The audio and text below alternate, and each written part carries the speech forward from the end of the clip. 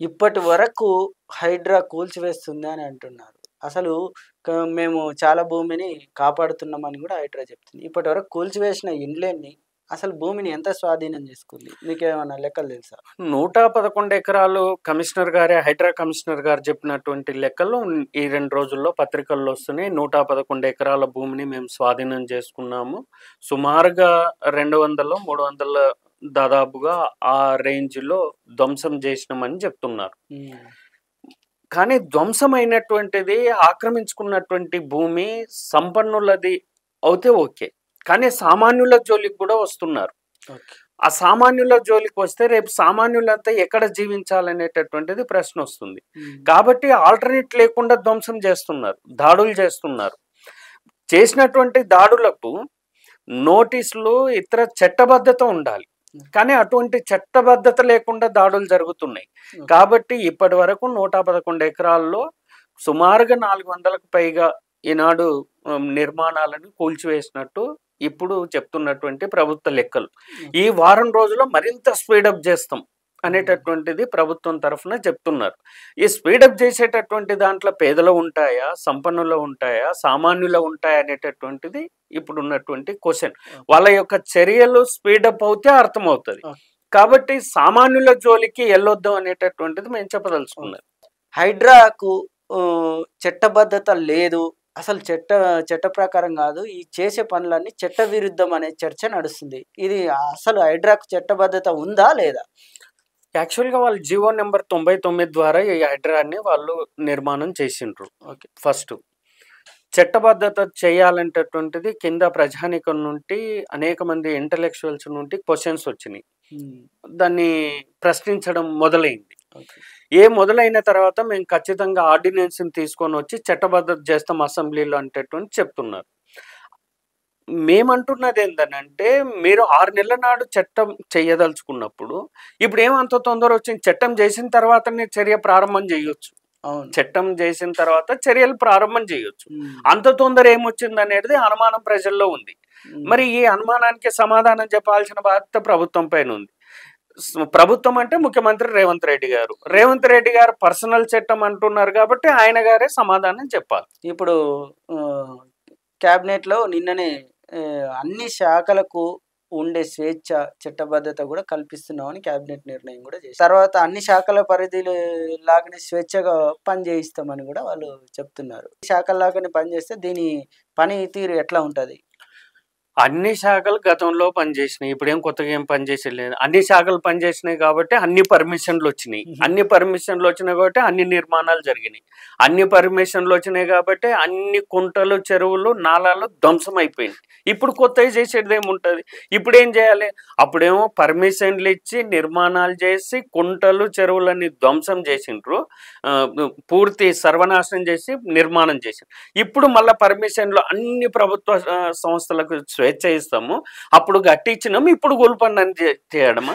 ఏమన్నా ఈ దాంట్లో ప్రభుత్వం చెప్పే దాంట్లో ఈ తరకంలో ప్రజలకన్నా ఉపయోగపడాలి, ప్రభుత్వానికి ఉపయోగపడాలి. ప్రజలకు ప్రభుత్వానికి రెండిటికి ఉపయోగపడాలి. రెండిటికి కారణం ప్రభుత్వం అని చెప్తున్నా నేను. ఆనాడు మీరు అన్న క్వశ్చన్లో ఆనాడు ప్రభుత్వమే పర్మిషన్లు ఇచ్చి బిల్డింగ్లు చేసింది. ఏ ప్రభుత్వం అనేది పక్కకు పెట్టండి, ప్రభుత్వము ఇదే అధికారులు, ఇదే అధికారులతోటి ఇప్పుడు మళ్ళీ కూల్చేయండి అని చెప్తున్నారు. ఏమి అసలు ఏమన్నా బుర్ర ఉండి జరుగుతున్న చర్చనా అనేటటువంటిది మాకున్న. అంతేకాకుండా మాకు అసలు ఇన్ఫర్మేషనే లేదు, నోటీసు లేదు, మా వివరణ కోరట్లేదు. అది చట్టబద్ధంగా కట్టుకున్నామా, చట్ట విరుద్ధంగా కట్టుకున్నామా, ఏ విధంగా కట్టుకున్నామో మాకు ఏం తెలియకుండా డైరెక్ట్ వచ్చి ఏకాఏకీన కూల్చేస్తున్నారు అని అంటున్నారు. నిజంగానే ప్రభుత్వం నోటీసులు ఇవ్వకుండా, వాళ్ళ వివరణ కోరకుండా ఏకాఏకీన పోయి కూల్చి బయటకు పడేస్తున్నారా? మేము అలా చేయట్లేదని ప్రభుత్వం నుంచి వాదన. కరెక్ట్. ఇప్పుడు వాస్తవంగా నోటీసులు ఇచ్చిన తర్వాత వాళ్ళ యొక్క వివరణ తీసుకోవాలి. వివరణ తీసుకున్నట్టు ఇప్పటి వరకు అయితే వాళ్ళ సమాధానం చెప్పలేదు. వాళ్ళు ఏమంటారు? మేము ఐడెంటిఫై చేసినాం, మేము దాడి చేస్తాం, మేము ధ్వంసం చేస్తాం, వీటిని కూల్చేస్తామని చెప్తున్నారు. అంటే ఏకపక్షంగా జరుగుతుంది. ఒకవేళ ఇప్పుడు మీ టీవీ ద్వారా మేము ప్రభుత్వాన్ని కోరుతున్నాం మీరన్న క్వశ్చన్ ఆధారంగా. ఒకవేళ నోటీసులు ఇస్తే ఆ నోటీస్కు సమాధానం ఏమొచ్చింది, వస్తే మీరు పబ్లిక్గా మీరు అనౌన్స్ చేసినటువంటిది ఏంది, అంతిమంగా ప్రజలు ఒప్పుకున్నారా లేదా వాళ్ళు నోటీసుదారులు, ఒప్పుకోకపోతే అది తప్పని తేలిన తర్వాత నువ్వు కూల్చాలి. లేదు వాళ్ళ చర్య అట్లా లేదు. వాళ్ళు ఏం చేస్తున్నారంటే డైరెక్ట్గా తిరిగి వస్తున్నారు. ఇప్పుడు చెప్పిండ్రు 12,000 ఇండ్లని నాగోల్ నుండి నార్సింగ్ వరకు మేము ఐడెంటిఫై చేస్తామని చెప్పినాం. 12,000 ఇండ్లని అన్నప్పుడు ఒక్కొక్క ఇంట్లో 2-3 కుటుంబాలు ఉన్నాయి. అట్లా లెక్కేసుకుంటే 60-70 వేల కుటుంబాలు అవుతాయి. 60-70 వేల కుటుంబాలకు నువ్వు నోటీసులు ఇవ్వాలి కదా. లేదు మేము ఐడెంటిఫై చేసినాము, మేము హిమాయత్ సాగర్ చుట్టూ ఐడెంటిఫై చేసినాము, ఇంకో దగ్గర ఐడెంటిఫై చేసినాము, మేము కూల్ చేస్తాం.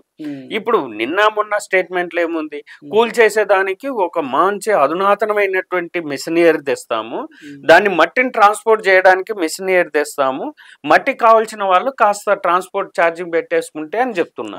అన్ని మీరే నిర్ణయిస్తారా? ఎవరు ఆస్తి ఎవరిది, కూల్ పేరుది ఎవరు?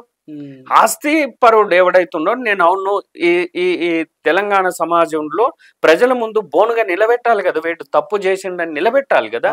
నిలబెట్టకుండానే ఏకపక్ష దాడులు ఒకటి. రెండవది అనుకునిండొచ్చు ప్రభుత్వం కూడా, రేవంత్ రెడ్డి గారు పోలీసు పెట్టాలి, మున్సిపల్ సిబ్బంది, ఇరిగేషన్ సిబ్బంది, పోలీస్ని అలాట్ చేసినట్టు పత్రికల్లో వచ్చింది. 50 కోట్లు ఆల్రెడీ ఇచ్చినట్టు 500 కోట్లు దీనికి కేటాయిస్తున్నాం. ఏం పోలీసు ద్వారా ప్రజల్ని భయభ్రాంతులకు గురి చేసి, అది ఎవరైనా కానీ సామాన్యులు కానీ సంపన్నులు కానీ భయభ్రాంతులకు గురి చేసి మొత్తం దాడి చేస్తామంటే ఎట్లా కరెక్ట్ అవుతుంది? సరే ఖచ్చితంగా అక్రమ నిర్మాణాలని మేము కూల్చమనే చెప్తున్నాము, అక్రమ నిర్మాణాలపైన చర్య తీసుకోవాలనే చెప్తున్నాము. కానీ అక్రమ నిర్మాణాలలో కూడా పక్షపాతంగా ఉండరాదు, అది పారదర్శకంగా ఉండాలి అనేటటువంటిది మేము చెప్తున్నాం. రెండవది సామాన్యుల జోలికి పోరాదు అనేటటువంటి చెప్తున్నాం. కాబట్టి మేము చెప్పదలుచుకున్నది ఏంటంటే పోలీసు వ్యవస్థ ద్వారా భయభ్రాంతులకు గురి చేయడం కాదు, ఇది ప్రజాస్వామ్య వ్యవస్థ, ప్రజాస్వామ్యం ఉంది, చట్టాలు ఉన్నాయి, దీనికి కూడా చట్ట పరిధి రావాలి, ఆ చట్ట పరిధిలో ప్రజల్ని మెప్పించగలగాలి, మెప్పించగలిగి కూల్చాలి.